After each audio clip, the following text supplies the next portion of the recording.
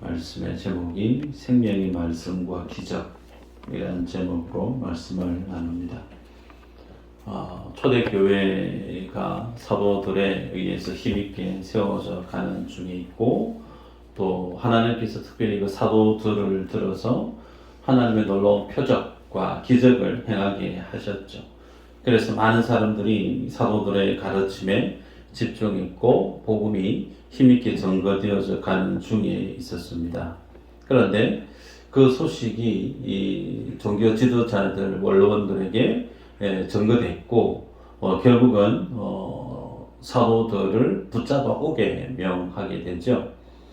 그래서 결국은 사도들이 다시 붙들리게 됩니다.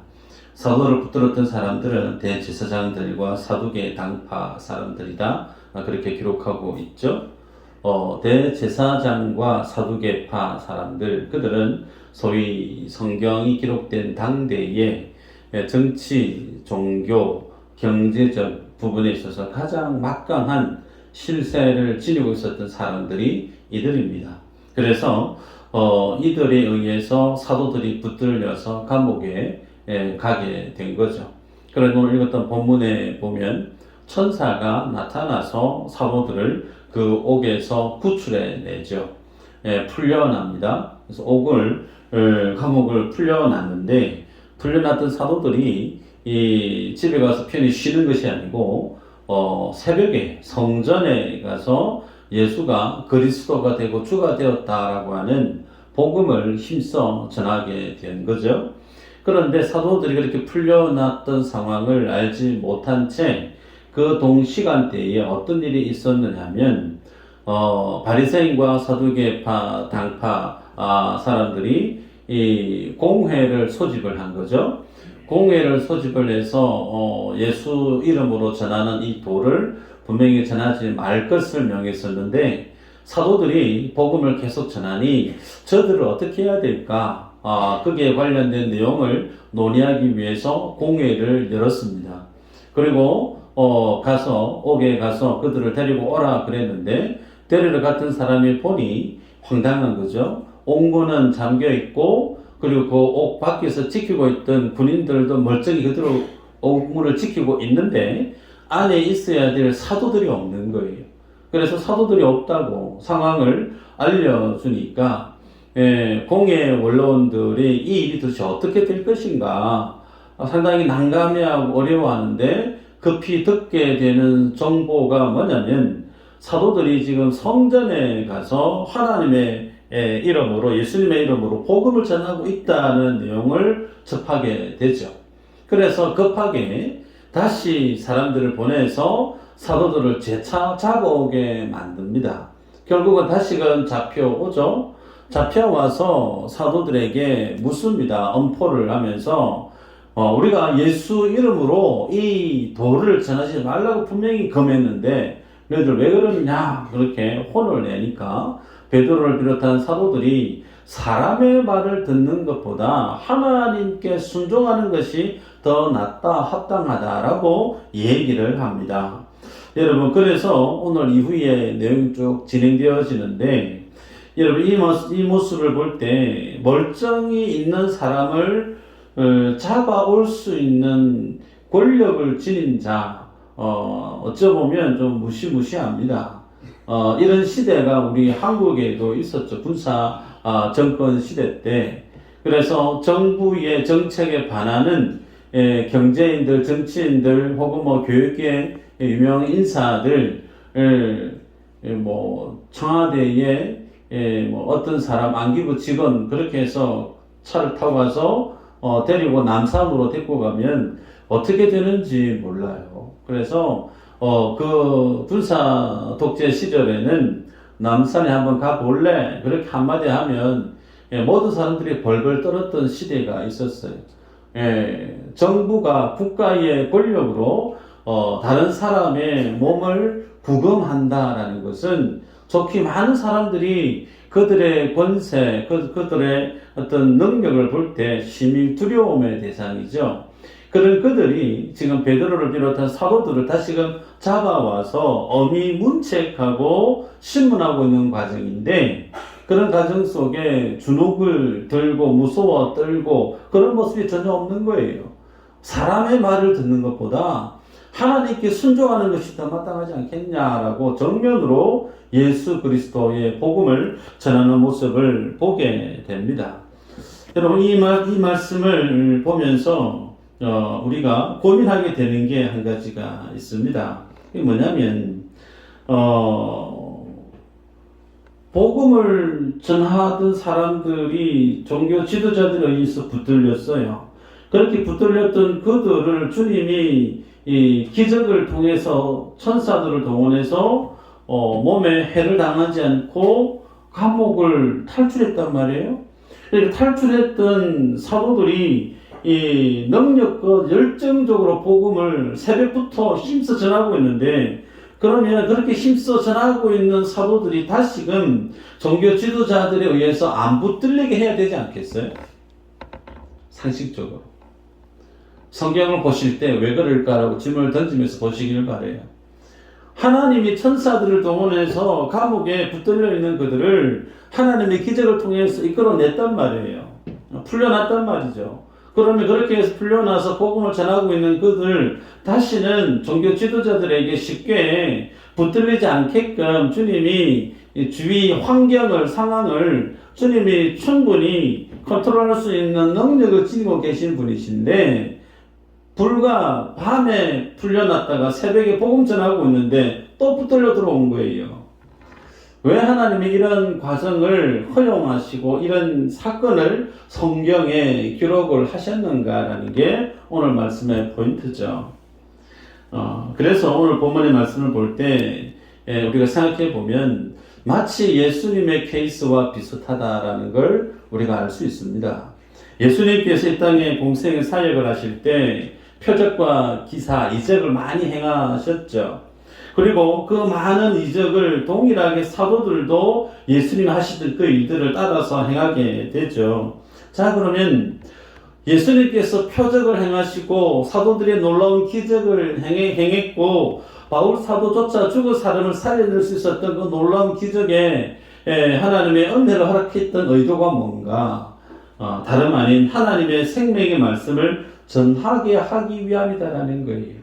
여기다 본문에 보면 19절에서 20절에 이런 말씀이 있어요.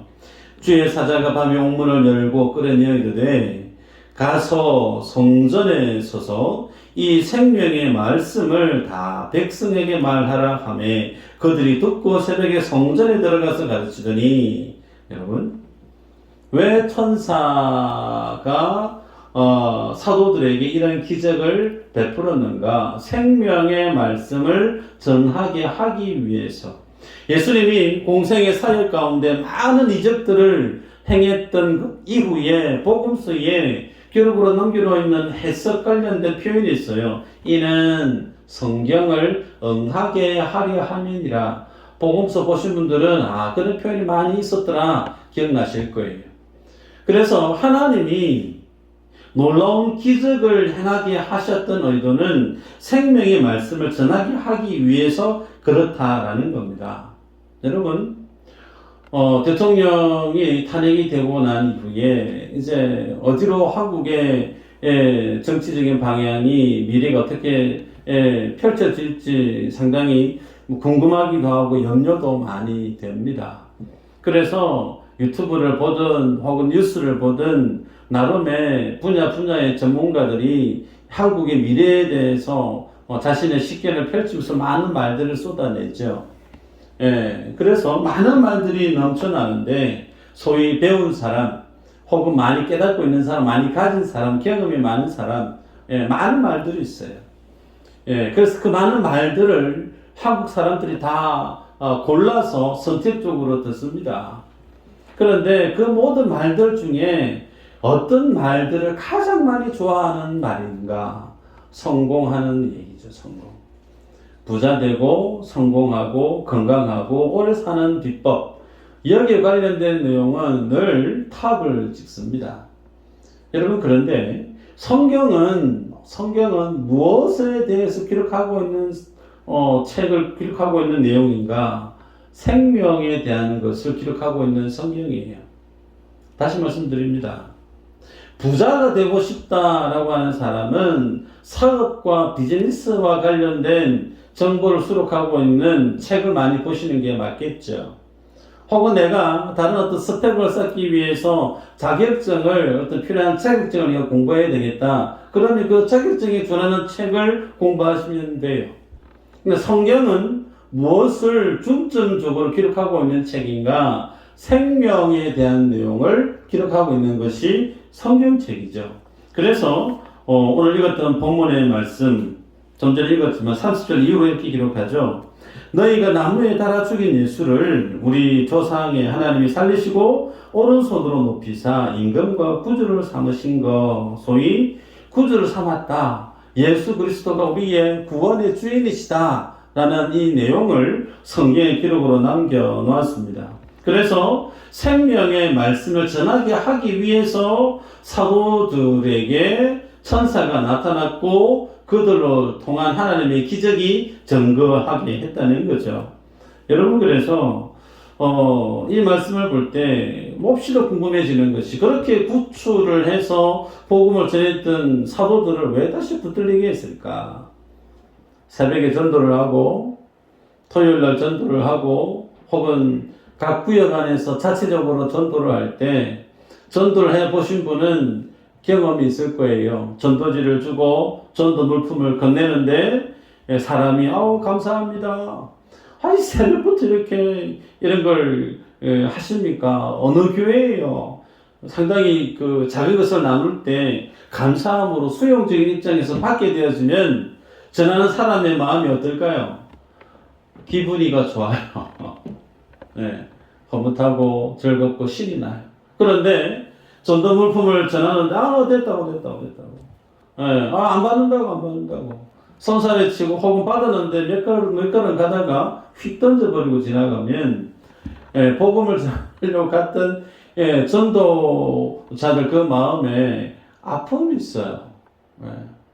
아리다라는 표현을 그때 쓰는 게 아닌가 싶은데, 여러분, 사도들이 그렇게 감옥에 갇혀 있다가 천사들의 어떤 동원된 능력으로 복음을 이제 풀려나서 성대에서 막 전하고 있는데 어떤 마음이 들까요?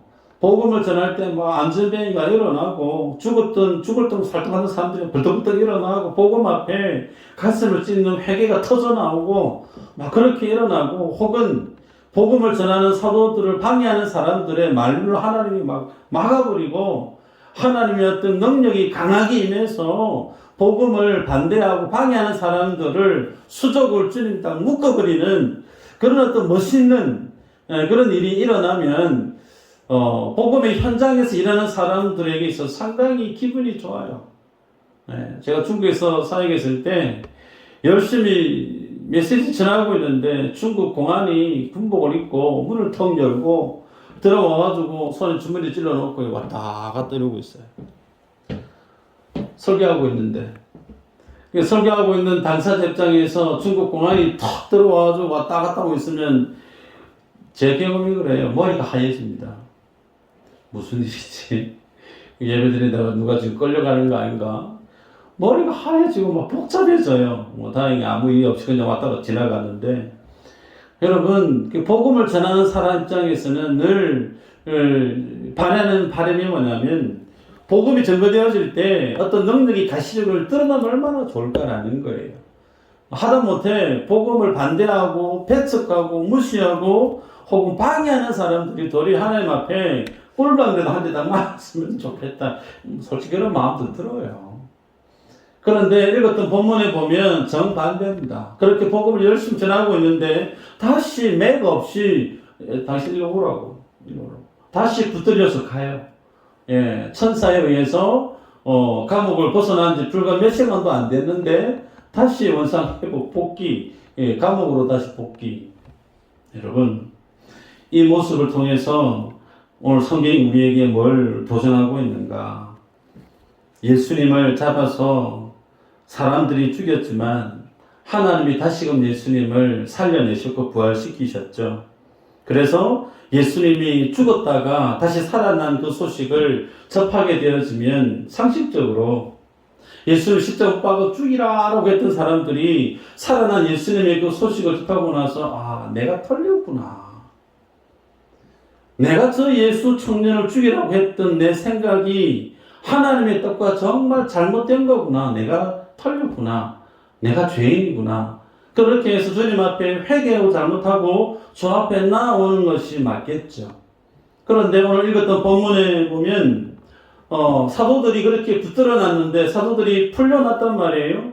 풀려나서 다시금 그들이 붙들려 오는 그 모습을 보고 종교 지도자들, 대제사장들, 사두개인들이 가져야 될 정상적인 마음은 분명히 옹문이 잠겨 있고 지킬 사람들도 있었는데 하되 그런 어떤 물리적인 그런 변화도 없이 정말 신기하게 풀려나서 당당하게 복음을 전하고 있는 그들의 모습을 볼 때 야, 이게 우리가 잘못된 거 아닌가?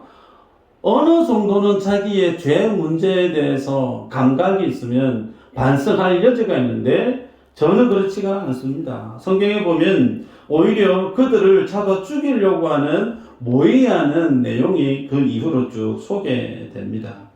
여러분, 이 모습을 통해서 성경이 우리에게 얼마나 많은 것을 제시하고 있는가? 하나님의 말씀은 전능하다라는 부분을 우리에게 교훈합니다. 하나님의 말씀은 전능하다. 무슨 말일까요? 우리들이 하나님을 고백할 때 하나님은 전지전능하시다라고 얘기해요. 다 아멘이시죠? 하나님은 모르시는 것이 없다.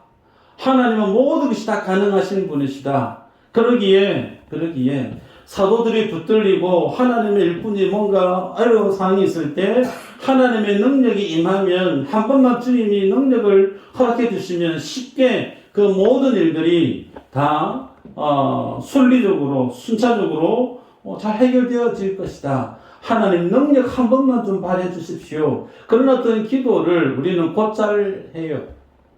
그런데 가장 많이 오해하고 실수하고 있는 부분이 뭐냐면 하나님의 전지전능함에 있어서 하나님의 전능함이 어떤 성격에서의 전능함인지에 대해서 모르는 분들이 많아요. 말씀으로 하나님 천지를 만드셨죠. 그죠? 근데 그 말씀으로 천지를 만드신 그 하나님은 어떤 능력으로 전능함을 드러내시느냐면 하나님의 언약을 성취하는 부분에 있어서 하나님의 전능한 능력을 바라신다는 거예요. 다시 말씀합니다. 하나님은 전지전능하신 분이신데 그 하나님의 전능하심을 어떨 때에 이 땅의 역사 가운데 하나님이 펼쳐 보이시느냐면 하나님이 하나님의 입으로 증거하신 그 말씀이 성취되어지게 하기 위해서 하나님은 하나님의 전능하신 능력을 사용하신다는 거예요. 그 하나님의 능력을 우리는 내 필요에 내 관점으로 이해하는 경향이 아주 많아요. 예를 들면 하나님 제발 능력을 발휘해 주셔가지고 이번에 내 남편이 승진하게 해주십시오. 능력을 허락해 주십시오. 내 아들, 딸, 대학 혹은 취업 올라가는 그 부분에 있어서 하나님 능력을 좀 발휘해 주셔서 좋은 곳에 갈 수 있게끔 하나님 능력을 해주시면 좋겠습니다.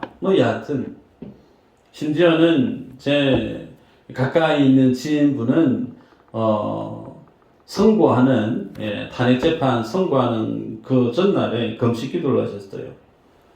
금식 기도 하시면서 탄핵 안 되시면 좋겠다라는 거죠. 탄핵되든 탄핵 안 되든 우리 안에 생각이 나눌 수 있는데 자 그건 그거고 그분의 말이 그런 거예요. 금식하면서 하나님 이 나라의 민족을 붙들어 달라고 광화문에도 열심히 가고 많이 열심히 참석했어요. 체력도 그다지 좋으신 분이 아닌데 후 불면 넘어질 듯한 그런 체력을 지닌 분인데도 국가 나라를 사랑하는 마음에 내가 할 수 있는 거 금식이라도 기도해야 되겠다. 그렇게 열심히 기도를 하셨다라는 거죠. 여러분 그런데 거기에 하나님의 능력이 임하지 않습니다. 하나님의 능력은 하나님의 말씀이 증거된 그 말씀이 성취되어지게 하는 부분에 있어서 하나님은 그 전능하심을 쓰신다는 거예요. 제가 국가를 사랑하는 마음에 열심을 내는 그분들의 애국심을 폄하하는 게 아니에요. 근데 그분이 영적인 지도자의 삶을 사셨던 분이세요. 근데 제가 보는 마음은 그래요. 어떻게 영적인 지도자의 삶을 살고 복음을 전하고 아무것도 모르는 사람을 복음으로 양육하고 파송까지 했던 그런 어떤 영적인 레벨이 다른 그 삶을 살았던 분이 하나님의 나라가 허물어져가는 것에 대해서는 가슴을 찢는 기도가 없어요. 제가 짚고자 하는 부분이 그 부분이에요. 복음을 떠나고 선교지에 쓰려다는 아픈 어떤 상황을 두고 잠 못 자고 가슴을 찢고 금식하면서 하나님의 나라가 문 닫고 코로나 때에 2만 교회가 문을 닫았다고 했는데 이런 하나님의 한 나라의 축이 휘청거리고 무너져가고 하나님의 의가 땅바닥에 나뒹굴어지고 하나님의 교회가 뭐 세상의 문매를 맞고 기독교가 아닌 개독교라고 하는 그런 비하로 왕따 당하고 있는 그런 어떤 상황 속에 아무런 마음에 동요가 없던 모습을 제가 지적하는 겁니다. 우리들의 정체성은 하나님의 백성이란 말이에요. 우리들이 영원토록 있어야 될 나라는 이 대한민국도 아니고 미국도 아니고 하나님의 나라예요. 오전에도 말씀을 드렸지만 주님 이 땅에 임재하시고 오시면 한국이란 나라는 없습니다. 온 지구가 사라지고 말 하나님이 새날 새 땅을 새롭게 만드시는 하나님의 나라만 이 땅 가운데 영원한 거예요. 그렇다고 해서 양 목사는 한국을 별로 사랑할 마음이 없나? 그거 아니에요. 저도 열심히 기도했던 사람 중에 한 사람인데 말씀의 포커스가 그렇다는 겁니다. 하나님의 전능하심은 자신의 말씀이 성취되어지는 그 일에 하나님의 능력을 허락하신다는 거예요. 그래서 복음서 좀 전에 말씀드렸지만 주님이 기적을 행하시고 말씀을 행하셨던 그 이후에 기록하고 있는 표현, 이는 성경을 응하게 하려 하십니다. 말씀 한 구절 찾아볼까요? 이사야서 40장 12절 율 한번 읽어보십시다. 네, 읽어볼까요? 시작.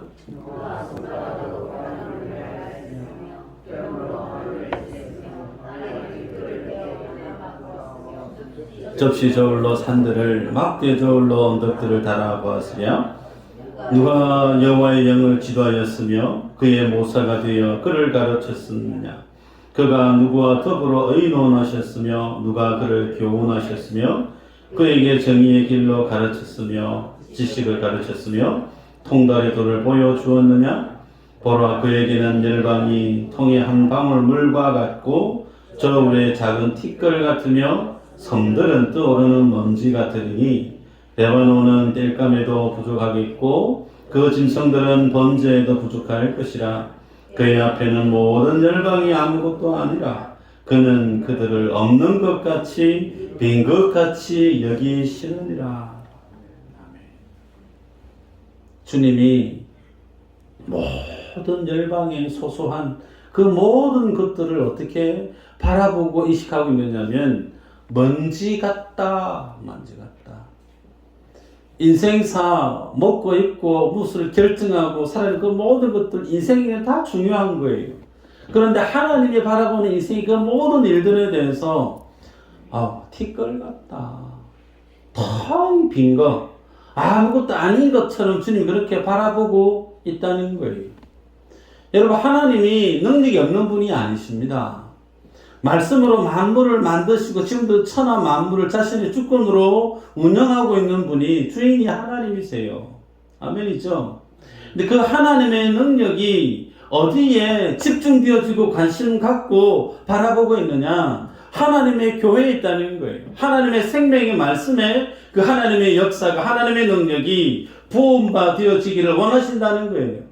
이것이 아닌 다른 세상의 소소한 그 많은 일들에 하나님의 능력은 관심 받기라는 겁니다. 하나님의 관심 받기라는 거예요. 여러분, 그래서 우리가 하나님의 뜻에 우리의 삶의 관점을 제대로 두고 살아야 되는데, 우리들이 하나님의 뜻과 무관하게 살아가는 날들이 참 많습니다. 그럼에도 불구하고 하나님은 하나님의 일을 하나님이 하시죠. 네. 그래서 권사님 기도해 주셨지만 하나님은 항상 선하시다는 거예요. 하나님이 하시는 일이 인생에 바라볼 때는 옳고 그르고 좋고 나쁘고 내 관점에서 평가할 수 있을지 모르나 하나님이 하시는 그 모든 일은 옳은 거예요. 왜? 하나님이 옳으시기 때문에 하나님이 하시는 그 모든 일은 옳은 거예요. 그것이 나에게는 당장에는 아픔이 있을 수 있고 억울함이 있을 수 있고, 예를 들어서 사도들 입장에서 그렇다는 거예요. 복음을 전하고 있는데 나를 잡아오는 사람이 오다가 잘못돼가지고 어떻게 되어서 내가 안 잡히게 만들고 복음이 잘 증거되어지게 하면 참 좋을 것 같은데, 하나님은 나의 그런 기대와 무관하게 나를 붙들려서 공의 앞에 세우신다는 거예요. 왜 이런 일을 주님이 허용하시는가? 그것조차도 뭐라는 거예요? 하나님은 선하신 일을 하고 있다는 겁니다. 심지어 사도 바울이 얘기합니다. 감옥에 갇혀 있었을 때 그렇게 얘기하죠. 내게 능력 주시는 자 안에서 내가 모든 것을 할 수 있다. 감옥에 붙들려 있는 자가 할 말은 이게 아닌 것 같지 않습니까? 내게 능력 주시는 자 내가 다 할 수 있다. 그것이 능력이다라고 얘기하면, 소위 우리가 생각하는 능력은 감옥에서 착고가 풀려져서 당당하게 두 발을 걸어 나와서 자신의 억울함을 다시금 풀어내고 당당하게 복음을 힘있게 전하고 있는 바울의 모습. 이야, 정말 바울 능력의 종이다. 우리의 생각은 마치 그와 같을 것 같은데 사도 바울은 그와 정반대라는 거예요. 주님이 내게 능력 주시면 내가 감옥에 있든 내가 단두대에 형장이슬로 사라지든 거기에 아무런 의미가 없고, 오직 내게 능력 주신 주의 복음이 힘있게 증거되어지는 것에 의의를 두고 있다는 겁니다. 그래서 사도 바울이 감옥에 빌립보에 있었을 때 갇힙니다. 진동이 되어져서 옥문이 다 열렸어요. 간수가 옥문이 열린 것을 보고 어떻게 판단했죠? 바울이 다 도망간 거 아이가? 나 이제 죽었다. 칼을 거꾸로 세워서 자기를 하려고 그랬는데, 그러지 마라고 내 여기 있다고. 그러면서 자기를 하려고 하는 그 간수에게 복음을 전하죠. 주 예수를 믿으라. 그러면 너와 내 집이 구원을 얻으리라. 감옥에 붙들려 있었더니 어떻게 되었죠? 그 간수를 비롯한 간수의 일가족들이 예수님을 믿게 되어지고, 그가 감옥에 붙들려 있다 보니 그들을 통해 빌립보에 하나님의 교회가 떡하니 세워집니다.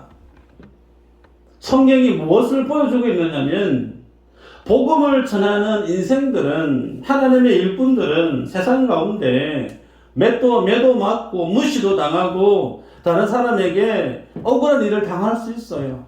그게 좋은 것은 아닙니다. 그런데 그럼에도 불구하고 오늘 성경이 우리에게 뭘 보여주고 있느냐면, 하나님의 생명의 말씀은 매이지 않는다는 거예요. 다시 말씀합니다. 복음을 전하는 자는 사회의 권력을 가진 자에 의해서 매도 맞고 무시도 당하고 관시도 당하고, 참 고난을 당해요. 그래서 그 몸이 붙들릴 수밖에 없죠, 감옥에. 그러나 그의 가슴 속에, 그의 심령 속에 살아있는 생명의 말씀은 어느 때든 붙들려 있었던 적이 없었다라는 겁니다. 그것을 보여주기 위해서 오늘 본문 가운데 사도들이 붙들렸다가 풀려났다가 다시 붙들리는 모습을 우리에게 보여주고 있는 거예요. 여러분, 말씀을 맺기를 원하는데, 이 생명의 말씀에 대한 관심이 누구에게 있어야 될까요? 우리에게 있어야 돼요. 목사가 정치에 관심을 많이 갖고, 목사가 경제에 관심을 많이 갖고, 다 가질 수 있겠죠. 그러나 가장 관심을 가져야 될 분야가 어딜까요? 성경이겠죠. 하나님의 말씀이겠죠. 성도가 세상 살아가는 날 동안 가장 관심을 열렬히 가져야 될 주된 구심점이 뭘까요? 생명의 말씀에 있다는 겁니다. 생명의 말씀. 예수님을 믿고 만나보면 복음을 안다는 사람들이 많아요. 주로 목사가 목사를 만나겠죠. 제가 묻습니다. 성경에 대해서 질문을 던져요. 그럼 그 질문에 대해서 참 안타까운 답변이 뭐냐면, 야, 니네 와 그게 궁금하노? 저는 그게 궁금하거든요. 예수님을 믿게 되어지면 천국이 어떤 것이고 진리가 어떤 것이고 예수를 믿게 되어지면 구원받은 자들이 모인 교회는 어떤 곳이어야 되는지 늘 이 부분 저는 궁금해서 성경을 보고 물어보면 니는 와 그게 궁금하노? 성경 말씀을 궁금해하지 않는 거예요. 정상인가요? 정상 아닙니다. 하나님의 생명을 지닌 자는 하나님의 생명의 말씀에 대한 가람이 있어요. 하나님의 진리가 어떤 진리인지에 대해서 궁금해하고 알고 싶고 그것을 깨닫기 위해서 또 보고 풀리지 않을 때는 어느 장로님처럼 찾아와서 밤에 잠 한숨 못 잤다고. 그런 마음 우리들 안에 있어야 된다는 거예요. 근데 그런 게 없어요. 우리의 신앙이, 우리의 믿음이 말씀과 너무나 동떨어져 있는 것이 아닌가라는 겁니다. 말씀을 맺는데요. 요한복음 17장 1절에서 6절 우리 한번 읽어볼까요? 네, 시작.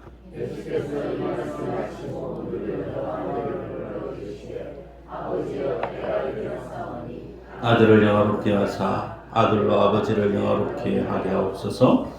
아버지께서 아들에게 주신 모든 사람에게 영생을 주게 하시려고 만민을 다스리는 권세를 아들에게 주셨음이로소이다.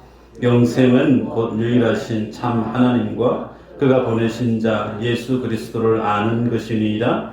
아버지께서 내게 하라고 주신 일을 내가 이루어 아버지를 이 세상에서 영화롭게 하였사오니 아버지여 창세 전에 내가 아버지와 함께 가졌던 영화로서 지금도 아버지와 함께 나를 영화롭게 하옵소서.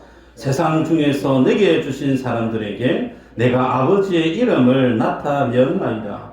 그들은 아버지의 것이었는데 내게 주셨으며 그들은 아버지의 말씀을 지키었나이다. 아멘. 예수님이 돌아가시기 전에 마지막으로 하나님 앞에 기도하고 있는 내용을 쭉 수록하고 있는데 예수님이 지금 기도하고 있는 내용을 정리해 보면 하나님 나를 영화롭게 해주세요 그거예요. 아버지와 함께 가졌던 그 영광 그 영화로움을 이제 나를 영화롭게 하셔서 내가 영화롭게 되어짐으로 아버지 하나님이 영화롭게 되어지기를 원합니다. 그렇게 얘기해요.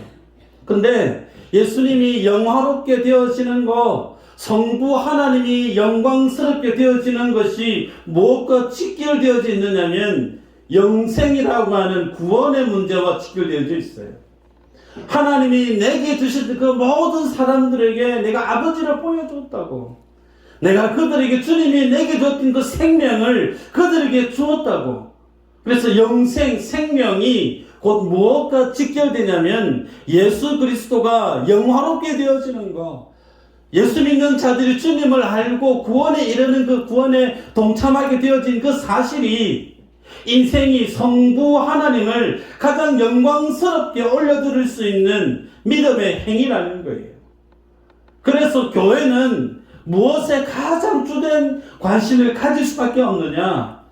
어떻게 하면 영생을 얻고 영생이 무엇인지에 대해서 파고 또 파고 또 파고 또 파고 여기에 집중해야 된다는 겁니다. 그것을 위해서 오늘 본문에 사도들을 붙들었다가 다시금 사도들을 내보내면서 종교 지도자들 공회에 모인 그 많은 사람들에게 정면으로 베드로를 비롯한 사도들이 복음을 전하죠. 너희가 나무 위에 달려 죽게 했던 예수를 하나님이 다시금 살려내셨다고. 그래서 그 살려낸 예수님이 우리의 주가 되고 그리스도가 되게 하셨다고.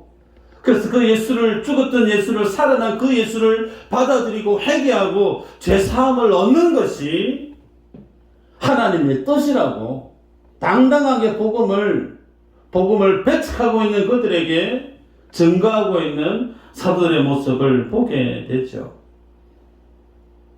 베드로와 사도들은 복음에 매였지 세상에 매인 적이 없어요. 그래서 세상에 감당할 수 없는 사람들이란 닉네임이 붙었습니다. 바라기는 우리도 복음에 매이기를 축복합니다. 생명의 말씀에 내 마음이 단단히 붙들려 있기를 축복합니다. 그래서 그 생명의 말씀 앞에서 혼자 경건의 훈련을 보실 때, 말씀 보실 때 부흥회도 하시고, 혼자 성경 볼 때 눈물 콧물 흘려가며 하나님 앞에 회개도 하시고, 한 주간도 그 주님과 뜨겁게 연애를 하고 사랑을 하고 교제하고, 다음에 만났을 때는 내가 주님과 승리해보라, 이 믿음의 감사를 올려드릴 수 있는 우리 모두가 다 되기를 주의 이름으로 축복합니다.